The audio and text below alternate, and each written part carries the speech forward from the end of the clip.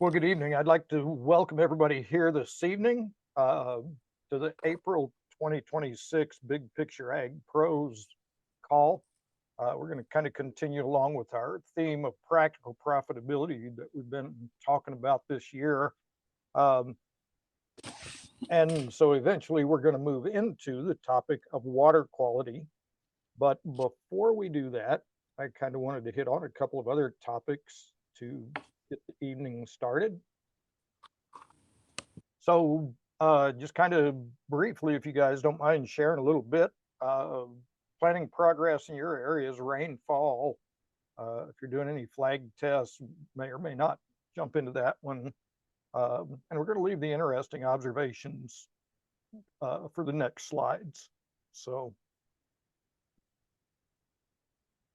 Tom, what all is going on in your neck of the woods these days? Well, the last rain we had was like 4/10, been a few days ago, but they promised some, over this past weekend, but then that never materialized. So I think we were down to a tenth, but I don't know. There's a lot of corn and beans being planted. We finished up the beans the other day and going to start corn tomorrow. So. Okay. All right.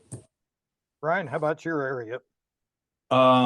We've been bone dry since August. We've finally Sunday night got a 2.5 inches of rain, which would be the first rain over an inch in a long time. So we've got 90% of our corn in the ground and probably 20% of our 25% of our soybeans in the ground, irrigated soybeans. But we had to stop because drilled cereal rye in January.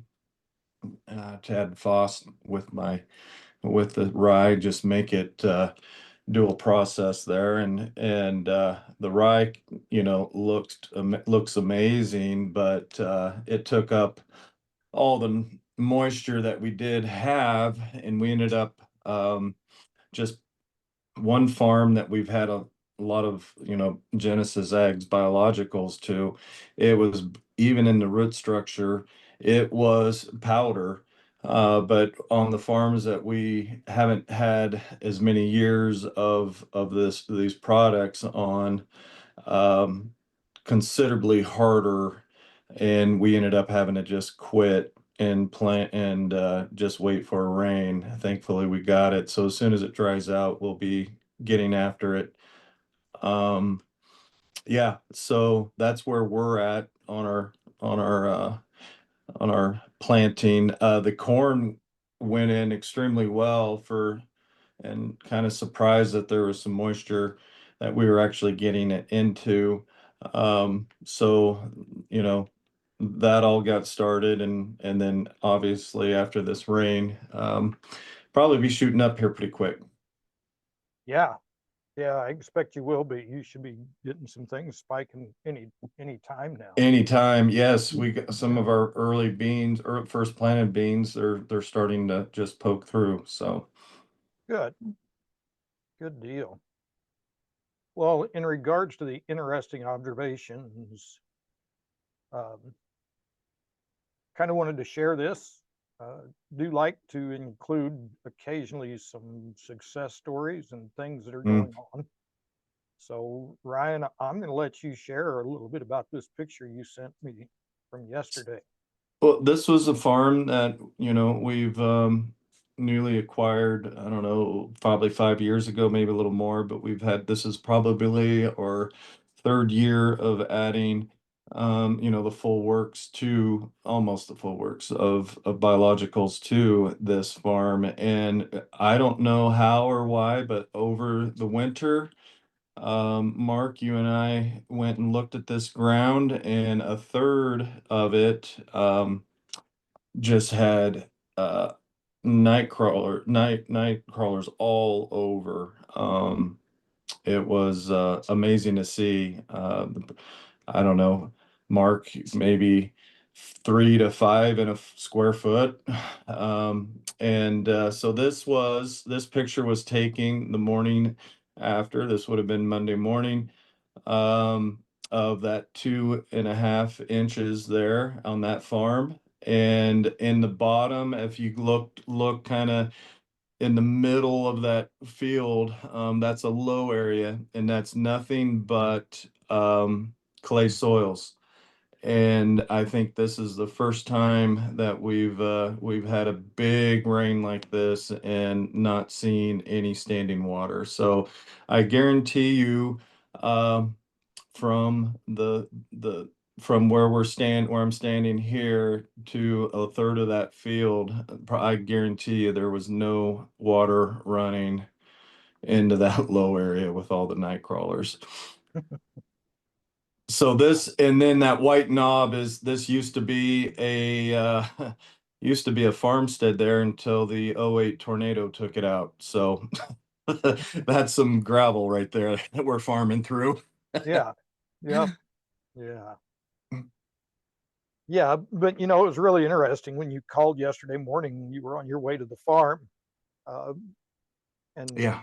share with me what your observations there. Yeah. Just from, I'm 5 miles from town, and so not a lot of distance, but we got almost the same amount of rain, as we went through the valley there, and I would say there is 2/3 of the farms, if not more, just had standing water, just one field after another. And depending on, some were no-till and some were tillage. And but it just, the guys that were no-till still puts anhydrous on, and that's whatever's your prerogative. And but those farms were just full of water. And I took a picture on the south side of the road on the way to the farm, and on the north side would be ours, and we had some cereal rye in there, but there wasn't any standing water in that. But on the other side, it was a lake. So neat testament, and encouraging to see the fruits of your labor, and see action being taken, so that it's working. And it's a leap of faith at first, and it's kind of neat to see that you're seeing progress. So Yeah.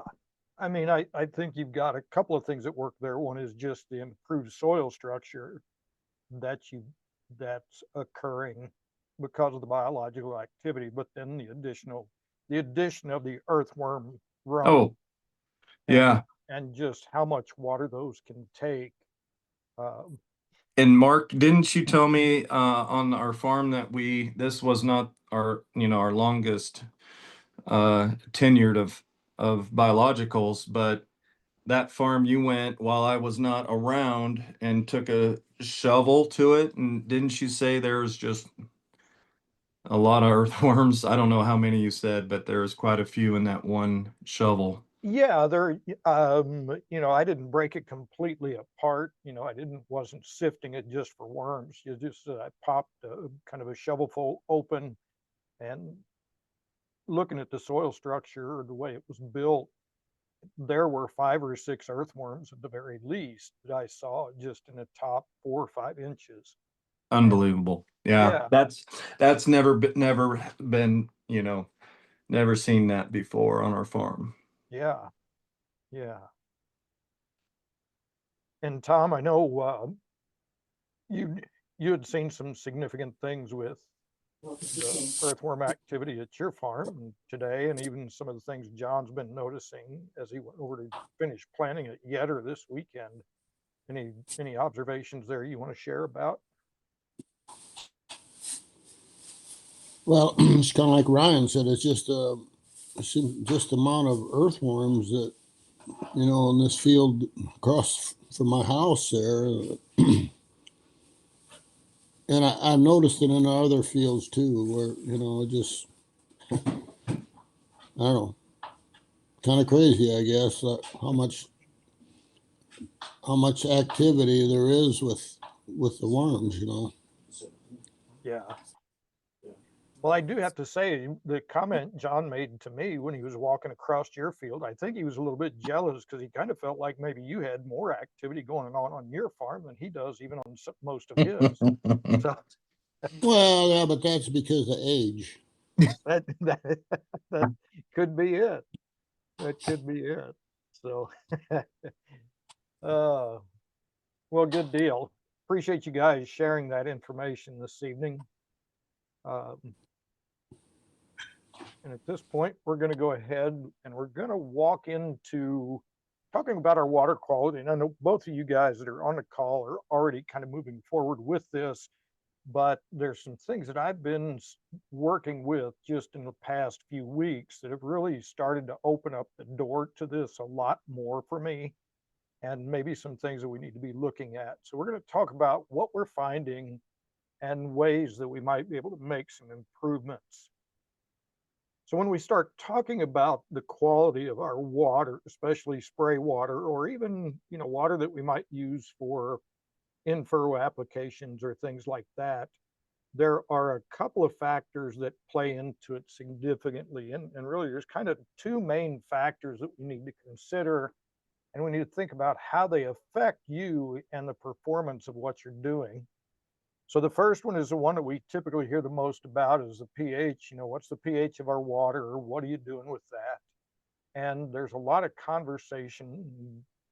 There's a lot of mention in the industry of it, but not a lot of really focused uh, practices maybe taking place with it. And I think it's an area when we talk about practical profitability, what are some of the things that we're already doing that we can fine tune and do an even better job and optimize what we're doing with where we're already at, and then um, be able to do more with that. Um, so when we talk about pH and how that affects our water, the first thing that we can talk about is that it can alter the half-life of some of our products. David Hewlett spoke about that at our winter meeting in regards especially to fungicides, and that some of those, if our pH gets too high, we can shorten the half-life up on some of those products down to just minutes. And that's a tremendous impact on the efficacy of the products that we might use. So that's one reason, one way that pH affects us. One of the other ways pH has an effect is the gradient difference between the plant leaf and the product that you're applying, the spray mixture that you're applying. And what we need to keep in mind is that a lower pH will be drawn to a higher pH. So what that means, typically a leaf surface is going to run somewhere 6.5 to 7 ballpark. So we want to be below that. A lot of times we see that recommendations fall in that 5.5 to 6.5 range. Part of that reasoning is because then, just because of that gradient difference, that material is drawn into that plant leaf. And that really plays a part when we start talking about foliar nutrient applications, but it can also play into some of our pesticide applications. And one of the other things that just is to mention, and I really wanted to mention it because it's not as much of a concern with our Genesis Ag biologicals, but there are a lot of biological products on the market that can be very sensitive to the pH of your water. Sometimes it can actually be a restriction on where and how you can use some other products. One of the great things about the Genesis Ag products, biologicals, is that they're built in a way that they're very robust and able to withstand pretty big differences in pH. So they're a lot more friendly, I guess, to use, easier to use from that perspective. So the other factor we need to talk about is contaminants that might be in our water. And I just listed as that as contaminants because when they're in our water, they do affect how the products we introduce to that work. One of the factors we talk about is hardness, and that's the measurements of the potassium, the calcium, magnesium, and other things that may be in the water. They're the positively charged cations that can tie up negatively charged products. So, when we start talking about some of our nutrients that may have a negative charge, they can be tied up. And a lot of our pesticides have a negatively charged presence as well, and those can tie those up. We can also be faced with bicarbonates and also turbidity, which we'll jump into what those mean here on the next slides.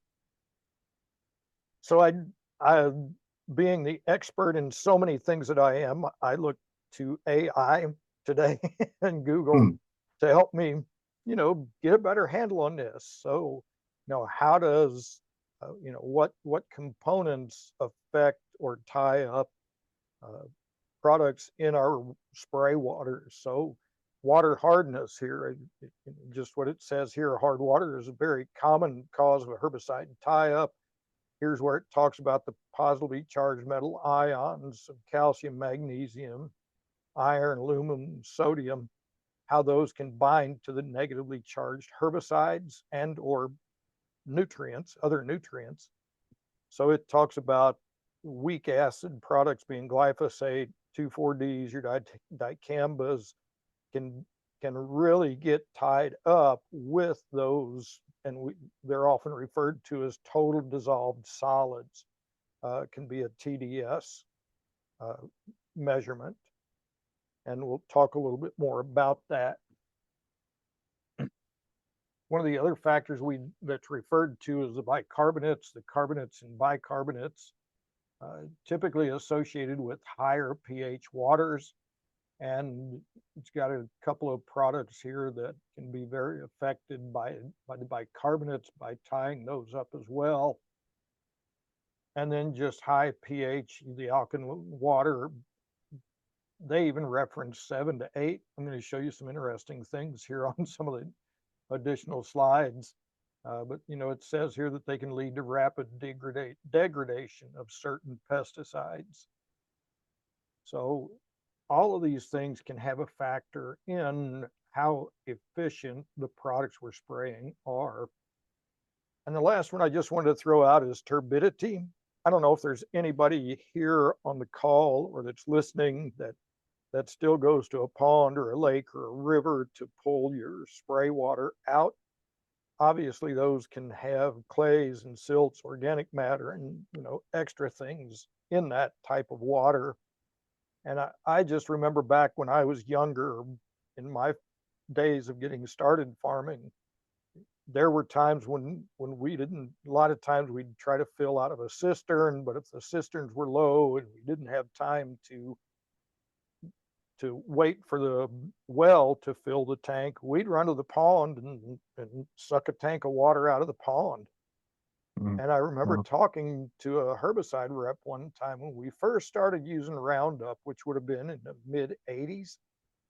And he made the comment that the great thing about Roundup is as soon as it hits the soil, it ties up in the clay and doesn't give you any more issues. And that really struck me when I got to thinking about, well, wait a minute, do we ever use pond water for spraying that? I mean, we could have been completely eliminating any benefit of that herbicide because of that. So just kind of a sideline in there that it's important to think through the whole process of some of the things that we do. So I wanted to show some examples from one of the producers that I work with. He had taken some samples of different water situations on his farm this year. So we're going to talk a little bit about this. So the first one here is the actual, just the spray water source He pulled a sample and sent that to the lab just as it would typically come out of the hydrant. You can see here on the top line, the pH is 7.7.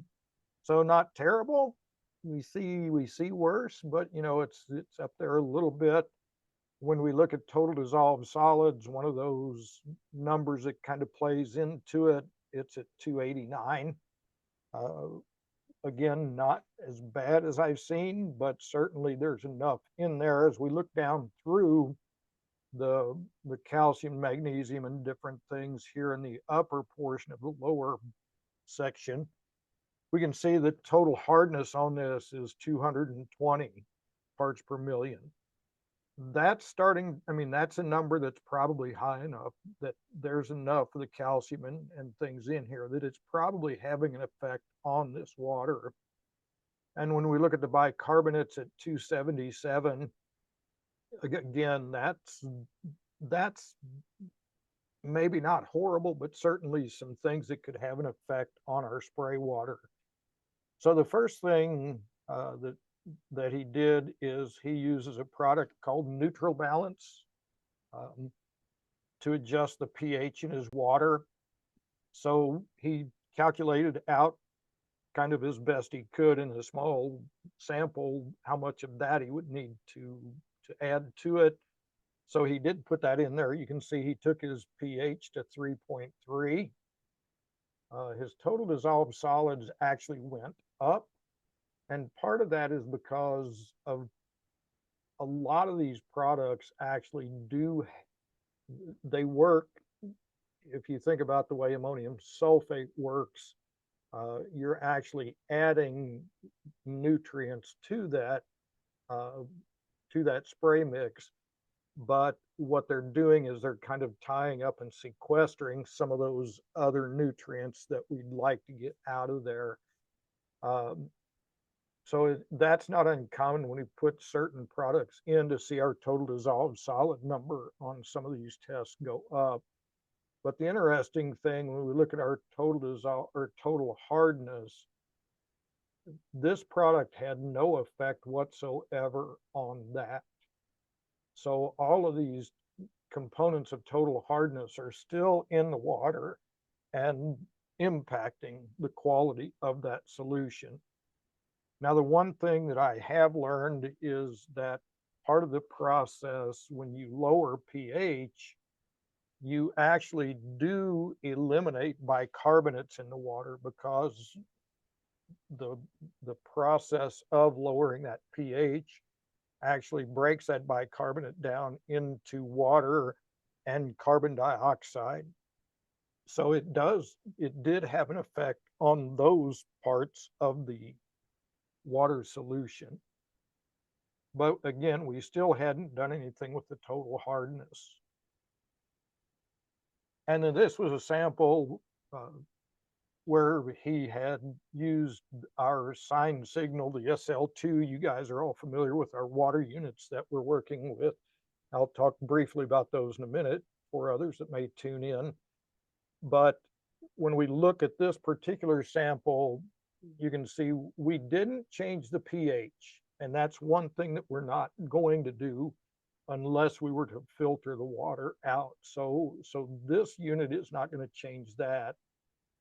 Total dissolved solids, as far as the meter for this test, the way this portion of the test was run, didn't look like it was really affected. But when you move down here to the lower portion where they really start checking the efficacy of those contaminants that are in the water, you can see that it eliminated the calcium, the magnesium, the total hardness is gone. The bicarbonates, down to 6 from 277. So effectually eliminated those as well. So what I'm kind of looking at here is, well, let me just jump into the next section. I want to talk a little bit about how the Sign Labs SL2s or our units work. You guys obviously are familiar with this. We know that this system, through the use of the magnets that go around the pipe, and the electricity, and it imparts a frequency into the water. And what that does within the water is it causes those ions and cations to spin. And when the way this unit works, it actually causes them to draw to each other and cling to themselves and build little bitty tiny clusters of these of these contaminants. And when they do that, it sequesters them to the point where they can't, because uh, their charges are drawn to each other, they can't draw anything else to them. So it makes them inert in the water. But since we're not filtering them out, they do still show up as a total dissolved solid in our test that we looked at up here. So that's the reason the total dissolved solid number doesn't really change in this test. But when we measure the actual ability of the charges to be effective, we've taken those out of play. So that's what that unit looks like. Um, this is something that I've started putting together. It's kind of a unit that if a guy's got a water hydrant, it's a potential way of doing it. You can see this is, and we can shorten this up. I figured out after I built one or two, but it's just something you could screw onto the end of your, if you're using a yard hydrant, and then just mount this unit to it. So it makes a pretty easy way to connect it and start getting the benefits of this unit. There's a lot of other ways that we can mount this if a person has access to the wellhead or a pump house or some things. There's a lot of ways we can get this imparted. But the thing I really kind of wanted to highlight here is the effectiveness of our sign signal treated water, and really the component that in my mind that the direction we should go to really ideally change things is to use our unit to nullify the contaminants in the water, and then utilize a pH adjusting product or a buffering agent to then adjust our pH. That's going to give us the best of both worlds, give us the best quality water that we can get. And the extended part of that then is kind of some of the things that I've come across today. Now, there are several products in the market that you obviously, ammonium sulfate is the one that a lot of us have been used to using, and it is an effective product. But another thing I kind of want to draw attention to, because this came up today, and you guys may all be aware of this already, but the reason that the dicamba, the new formulation of dicamba, don't want you to use ammonium sulfate is in this information right here. So when they use the ammonium sulfate, it lowers the spray mixture pH, and that converts the dicamba into a volatile acid form. So we do have to think about this. There may be situations where we don't want to change the pH of the water, but that doesn't mean that we don't want to eliminate those contaminants or sequester them. So that's where I think the use of both of these systems comes into play and can give you what you're really looking for. So just a quick tie-in, the most critical tool for you to get started looking at this is a simple pH meter. This is one example of one that I've got. I've got another one that I carry as well. You can buy these for $30 to $50. You don't need it to test a ton of things. Really, the pH is the most significant thing that you're going to want to check, especially if you're using some of these other products that are in essence sequestering the total dissolved solids. Those are still going to show up on a simple meter test that something like this would provide you. So really the pH is about all you need to worry yourself with.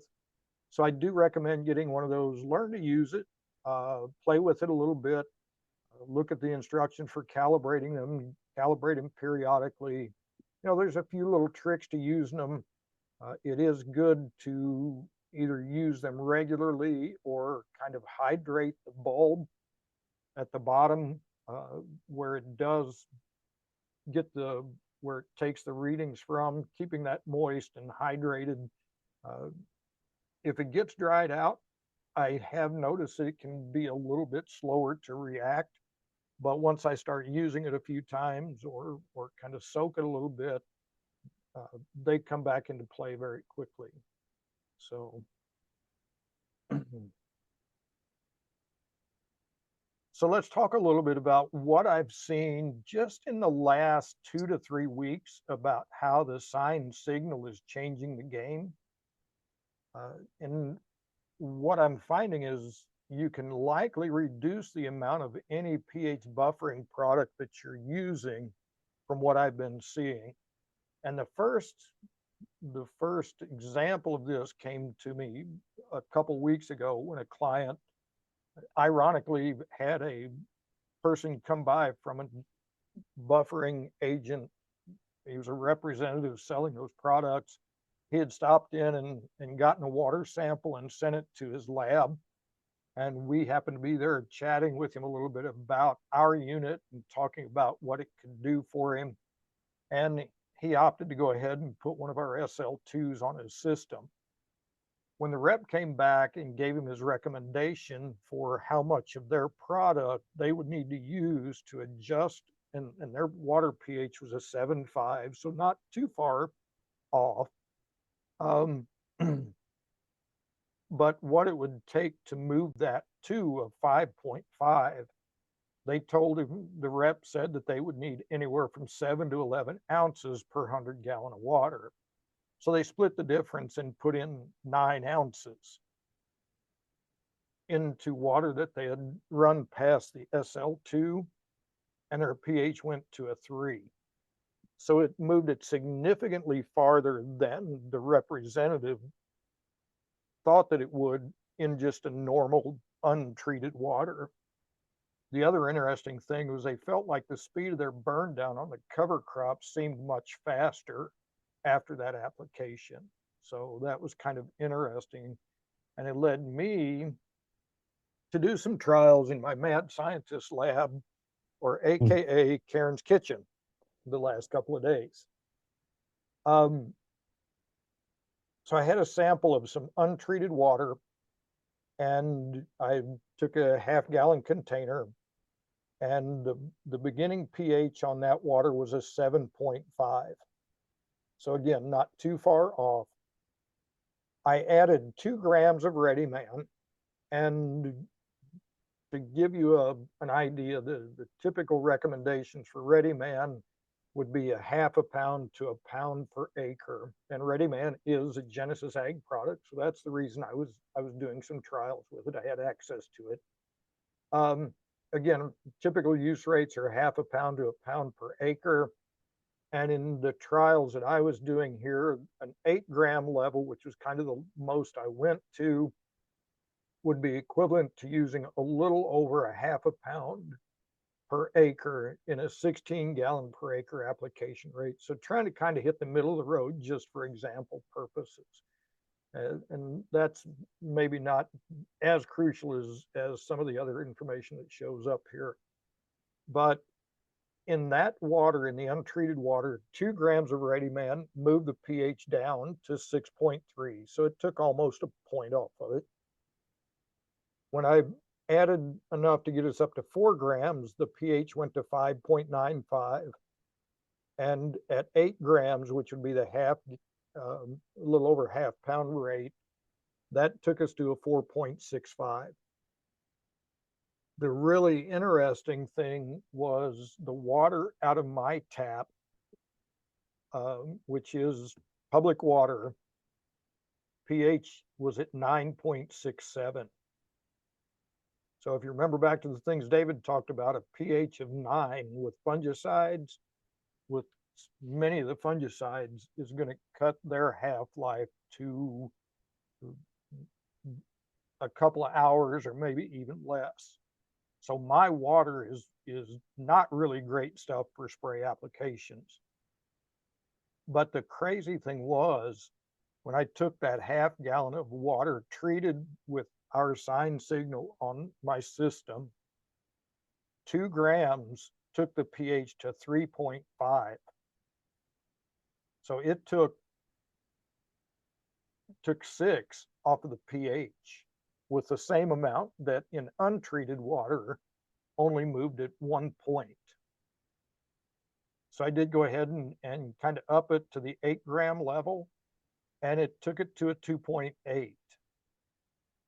Now, one of the other things that I've heard clients talk about is with some of the other pH buffering agents that they've used in the past, they've seen instances where they would treat the water and get their pH down, late in the afternoon. They fill the tank and adjust their pH. Maybe they don't finish that tank and they come back the next morning and they notice that their kill efficiency wasn't what they wanted. And they started checking their pH of their water. And after it had sat, it actually had moved back up to its original level. So it wasn't holding. That water was buffering that itself back out to its normal state and I don't know which products they were using, but it's just kind of it's one of those unknown things. So I actually left my sample sit for 24 hours. I checked it again today and my pH was still at 3.1. So while it moved back up just a little bit, not significantly. So that's where I think the big play for using our unit in conjunction with pH buffers and being able to use less of those, whether it be AMS, whether it be Ready Man, whether it be any other product out here on the market, can effectively find some savings on some of these things. So just to kind of wrap up a little bit, you know what you need when you go to the field to do your spray applications. We do need to check our pesticide labels, whether it's on the label or even online for some of the things we're using. What is the optimum range that they recommend? See if you can find that information, especially for things like the dicamba situations. Where do we need to be for some of those things? Looking at the Ready Man versus AMS, the Ready Man is $2.40 a pound. It is a dry flowable. It mixes extremely well. In what I was playing with today, it just dissolves almost instantly in the water. Recommended rate normally is a pound per acre. That's $2.40 versus AMS. I don't know what your all's costs are on that, obviously, depending on where you're buying it, but normal rates of 1 to 3 pounds per acre sometimes. I think we're pretty cost competitive. It may be a situation where you don't even need your AMS at all anymore. If it's just the pH buffering benefits that you're trying to realize from that. And the other thing is Ready Man or even Ready Man B are great alternatives to use with especially some of those herbicides that do affect your plant's ability to utilize manganese. So referencing your glyphosates and liberties and things like that. A couple other things to keep in mind. You do want to buffer the water first before you add your product. So you want to put your buffering agent in and get it down to some level. And then you want to add your product, whether it's your pesticide or your fertility or whatever. And then you want to follow up with what's the pH of that finished mix, because a lot of times the things that you add will bring that pH back up. So don't be terribly alarmed if your pH moves down into that 3 range, because a lot of times, it may move back up into that 5, 5.5, 6 range where you kind of want it to be. I did actually, in talking with Josh about it this morning, I asked him, I said, so if a person's using something like this with our biologicals, are you concerned about a pH of 3? Is that going to be too hard on our biology? And he said no. So even if you get your pHs down quite a bit with our products, you're still safe, which is really great. Another thing, look for the products that fit your needs. Obviously, there are a lot of things in the market. Some of the pH buffers have drift retardants and other things with them. If you have to use less of that buffering agent, how does it affect? How much drift retardant do you have? Just kind of think through the process, and it may be a situation where all you need is to have some drift retardant for times when you may need it. And then kind of a final thought is maybe spend a little time on the front end to get your basic recipe.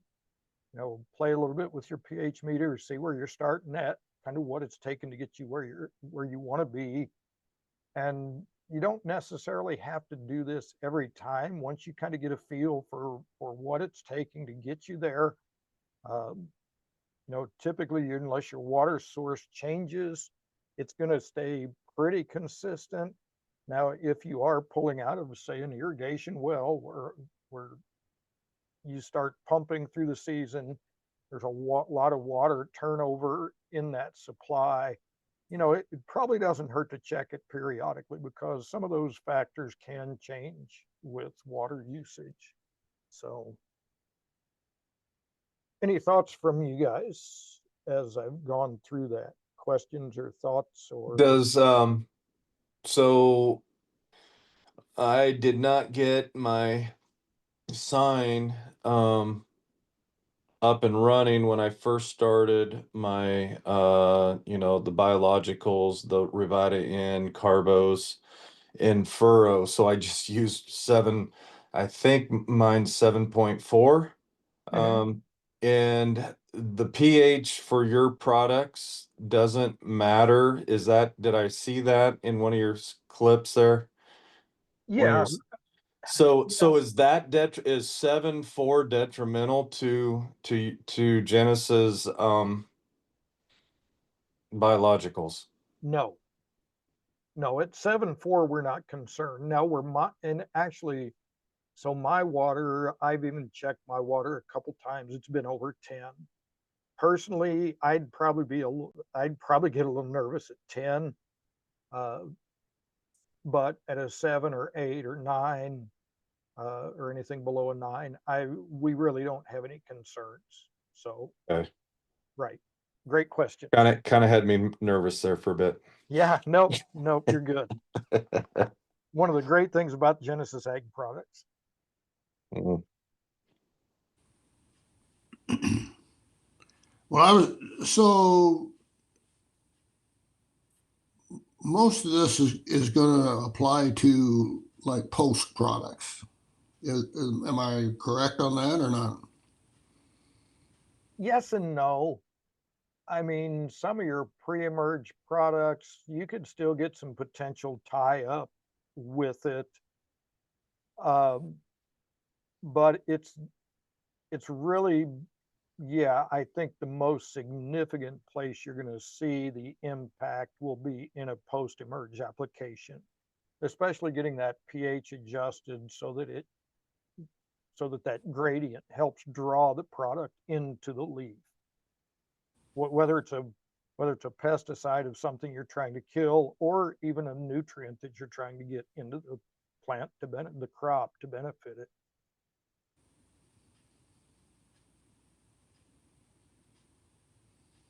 In regards to like an in-furrow application with our biology, there you really don't have a lot of impact. Obviously, the pH we just talked about, and even the contaminants aren't going to necessarily affect the biology because there's that electrical charge of the ions and cations, or anions and cations. They don't have that impact on the biology, the microbes. So like an in-furrow application is probably the least affected of a biological program like ours is likely the least affected by not adjusting your water, provided it's not too ugly.